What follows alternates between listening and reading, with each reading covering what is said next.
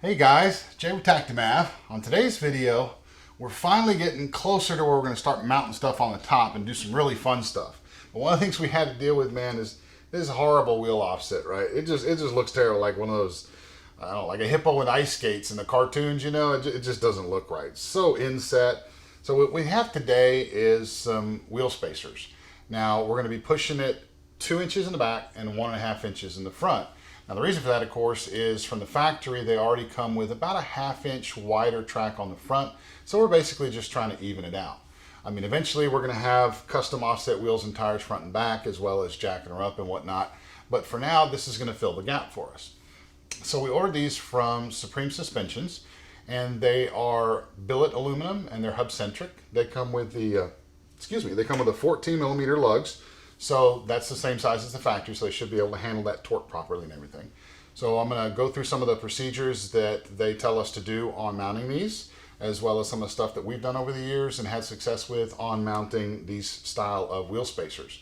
So enjoy the video, and thank you all so much for supporting us. Really appreciate you. If you can share us to help pump up our numbers and get us going on our little journey with Tactimav here, that'd be awesome too. So thank you all so much again.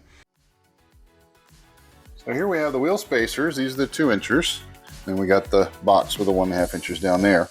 So they come with the studs. Everything's already in, ready to go. It also comes with a full set of the open top lug nuts that will go inside here and go to the actual factory hub. So it also came with a nice little swag bag. Let's see what we got. Sticker, another sticker, sticker, the valve stem caps, a little air freshener there, and oh cool, another sticker, and a little bottle opener, and that Ford blue, which is actually kind of cool. So there you go. Then we also went ahead and ordered a set of lug nuts in black here for replacement of these factory chromes here. Now these are known to cause issues over time because this is a 2-piece design that's just a hat, and so the ones we ordered are just solid. That way we'll remove these, go with the all black look, and we won't have to deal with these when they fail.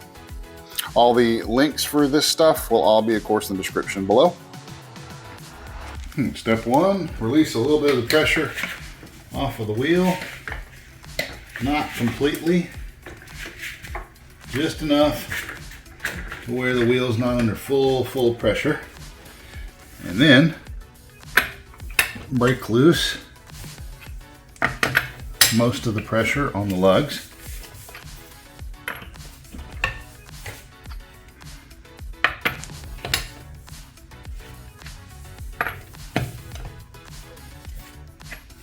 Just enough. Back jack it up all the way.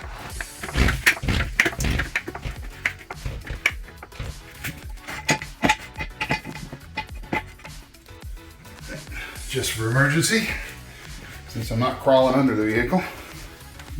Just take these little bad boys off.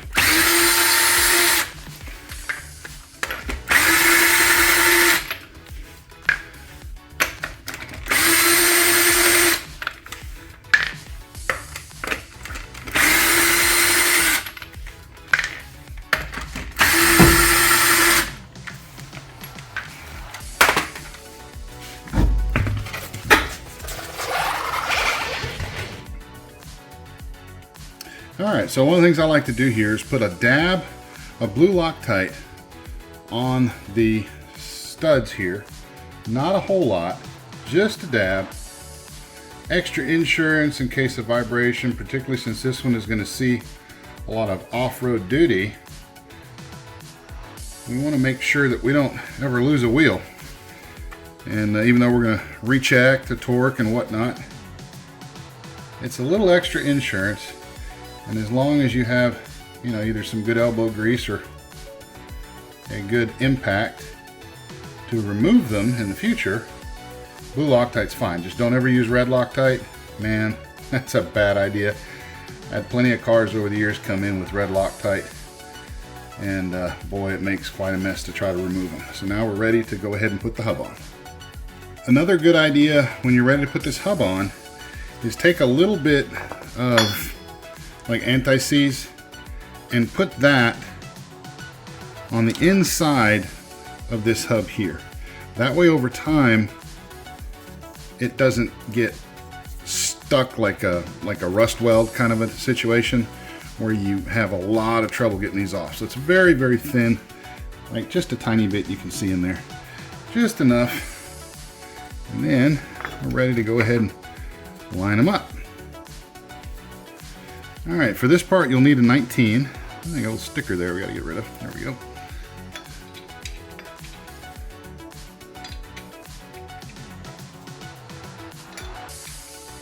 You may have noticed those came on pretty tight from the factory, so I'm gonna use the hub to hold this in place so that I can actually remove them rather than trying to do it on the floor and bust my knuckles.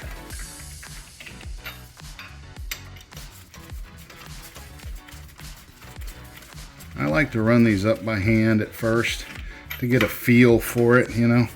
Feels really good.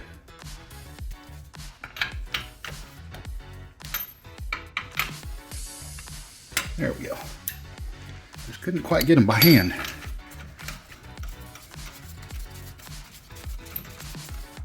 Speed up this video. Don't bore you to death. Okay. So when you're ready to torque these down, factory spec is 148 foot-pounds. So what I'll do first is just kind of run it down fairly tight. Not really hitting that 148 yet. Just kind of let it evenly snug up in there.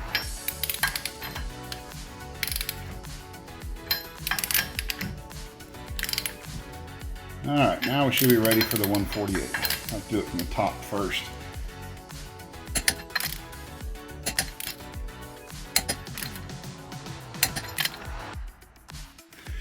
So, kind of like I did on the hub spacer side, I like to put a little bit of grease in here as well. That way, next time I go take off the wheel, it's not so problematic here. It just helps. Makes life easier. You don't have to use a big old dead blower, hammer, or what have you.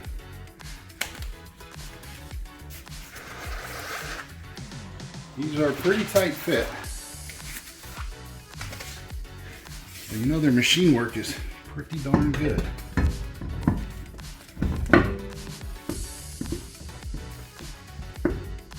There we go. Really tight. Wow, it is tight.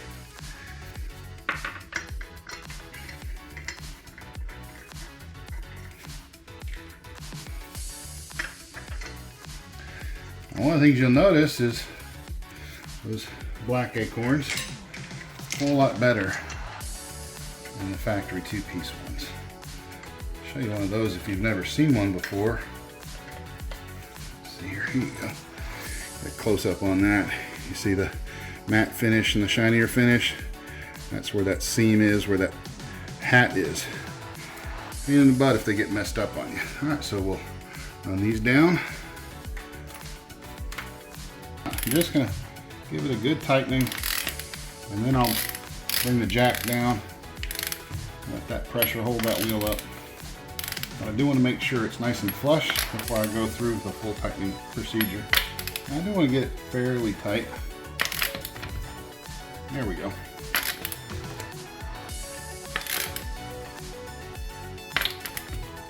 Right. Lower the jack.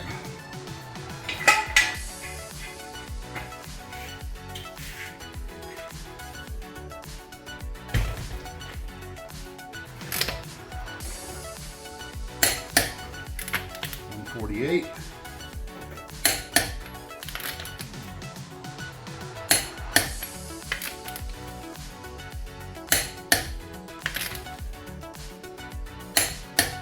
And now it's time to bring her all the way down.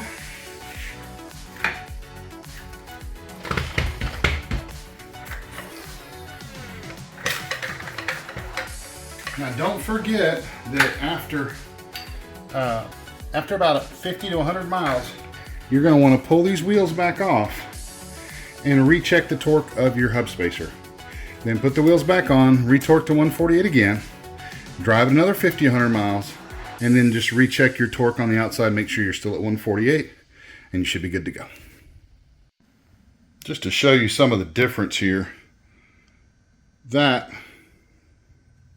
is how much of a gap you've got in between there versus that front. And the suspension hadn't settled yet because I just put it down on the jacks, but I mean, it's almost perfectly flush there. Almost.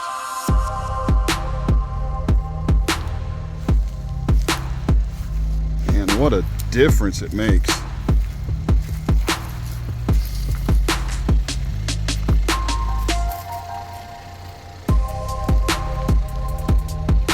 They're not sucked in.